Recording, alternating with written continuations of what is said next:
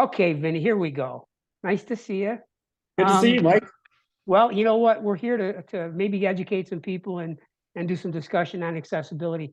What kind of questions do you have that I might be able to help you with? Yeah, absolutely. So, I think some of these questions that actually came in here were with regards to construction. And I figured, hey, the best person is right in front of me here. So let's definitely just dive right in and do some question and answers. So Good. one of the questions here that I have is, when in a wheelchair, where should a light switch be placed? And I'm assuming what they mean is, how far from the bottom should you put your light switch? I mean, we have regular standards, and then if you're in a wheelchair or disabled, are there different regulation and rules inside a house? Now, there's no real rule, but the idea that would be the rules apply to the commercial side. But if you take the commercial side into consideration for a house, it's a wise move.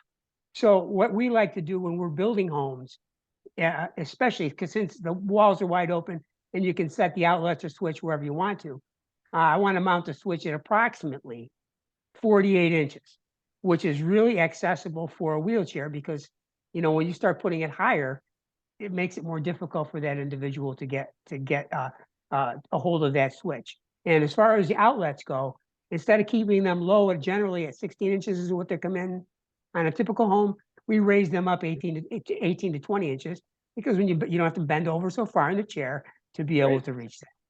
Great. That was actually the second part of the question, was the outlet. So thank you, Mike. You answered Okay. that.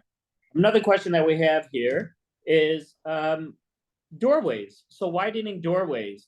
What is a standard door width? And then can you find a door that fits the handicaps or a wheelchair, I should say, not even handicap, but a wheelchair-based door? And are those more expensive? All right. So got a couple answers to this. The most important part is to be able to get a person through the door without beating up their hands and beating up the woodwork. So if you make a door 30 inches or less, it's impossible. Okay. So what we like to say is a 32-inch clear opening minimum. And a clear opening is if you look at a door and you open that door, almost always the back side of that door sticks out about 1.5 inches. It says it's a 32-inch door, but it really becomes like a 30.5 inch, which now impedes the wheelchair from going in. So in that particular instance, we use what's called an offset hinge. If you don't want to change the door out, you use an offset hinge, which provides a clear opening. It's a unique hinge that actually opens the door all the way. So that 32-inch becomes a 32-inch. Okay. But I like that. It works. But even 32 inches to me is not enough. So in our new homes, when we build them, we will build a home. We will build the doorway to be 36 inches. And when you talk about cost, I never charge extra for the 36-inch door versus a 30-inch door. It might cost $4 more, but whoop-de-doo, because it's irrelevant in terms of the overall perspective of making a doorway easy wheelchair access. Now that's a new construction. And of course, it's easier to do that in new construction. On the older construction, when you get into it, and you can enlarge that door to 36 inches, that's absolutely the way to go. However, you've got to take out the casing, the trim. You've got to probably take out a stud. And what that does is you'll open the whole thing up to be 36 inches on a pre-hung door, which means you actually have to open it up wider than 36, more like 38, to be able to insert that new pre-hung door into that opening. And then you do all your trimming. Now, caveat on that, you've got to always look out for electrical. Where is the switch? Where oftentimes there's going to be a switch right next to where the old doorway was. So you might have to move that outlet to the left or right to be able to make that. Obviously, you're not going to cut into the electric. So that will enlarge the door. You got to repair the floor. You got to repair the walls. You got to put your door in. You got to paint it. And now you got yourself a brand new doorway that a wheelchair can easily access. Excellent. And then the doors that we're talking about, if someone were to have a retrofit done to their doors, widening their doors, are these custom doors that need to be ordered, or can you pick up these types of doors at Lowe's and Home Depot? Well, almost always it's a Lowe's or Home Depot scenario. Now, if a person is in a house that they had a bunch of custom doors made, you might have to. But I've never personally run across that. Usually they're 6-panel doors or slab doors or 2-panel doors, and almost all of these are able to be purchased at the big box stores. Excellent, excellent. That was definitely a good question that someone asked. So we're moving on to the bathroom. It looks like a bathroom question came in. So the bathroom question is toilets. They have toilets that are at different heights. What is the proper height that a toilet should be at if you are in a wheelchair? And I'm going to add a little question here is with regards to grab bars. Where should these grab bars be located in a bathroom so it is the most accessible form of getting onto the toilet? Okay, so there's a couple questions here. I'll answer both of them. The ADA specs, if you were to put it in a commercial location, you've got to be approximately 16 and a half inches to 17 inches before the toilet seat goes on. Okay, and they have all these kind of toilets in the big box stores. So you can actually get toilets that are much higher. It depends on the person in the chair. Now, if they're not severely handicapped and they can get away with a typical ADA 16 and a half to 17 inch height, that's great. But I've seen instances where a person needed a 20-inch toilet, and they make them. You know, so you can't, even that 16 and a half inch prevents that person from being able to get down on it and get back up. So that higher toilet in that circumstance would really help the person a lot. And that really, so I take it on a case by case basis. But if you were to look at 90% of the deals, they're almost always in the 16 and a half to 17-inch range. Okay. Now regarding the grab bars, this is very important. So if you were to look at a shower as an example, and you take a look at the shower wall, and if you were on the left-hand side of that shower wall, you would have a toilet. Now, this is you got to use your imagination a little bit, but that wall would allow you to put a grab bar on the shower wall, okay, sure, next to where the toilet is. All right. Now, that is your left hand in that case, okay, and you would be able to use your left hand to pull yourself up. However, if a person does not have the ability to use his his or her left hand appropriately, they make what's called a foldable grab bar that you can put on the other side of the toilet that's attached to wall studs behind that wall area. You fold it up, it allows so it's less intrusive. And if a person has to use their right hand in that circumstance, you pull the grab bar down and use that foldable grab bar as your safety bar. Okay, it really works well, and vice versa would be true also. Or sometimes you have a toilet that is not attached to a wall on either side, and you can put foldable grab bars on each side of the toilet. And again, it's a case by case basis. What does a person need? And you address it from you assess the scenario. Sure. And once you know what's going on, then you make in conjunction with talking to either the caregiver or the client themselves, what does that person need to be able to function properly, and at all times, safety is the key. Excellent, excellent. So I guess height would all depend on how high you put it up, depending on the person. That's beautiful. Absolutely, good. Absolutely, yes. Excellent. One more thing about that I want to throw in there, because this is important too.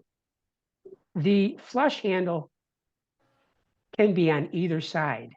That's a question here. Great job. Yeah. Well, the thing being is most toilets are on the left-hand side. That's where the flush handle is.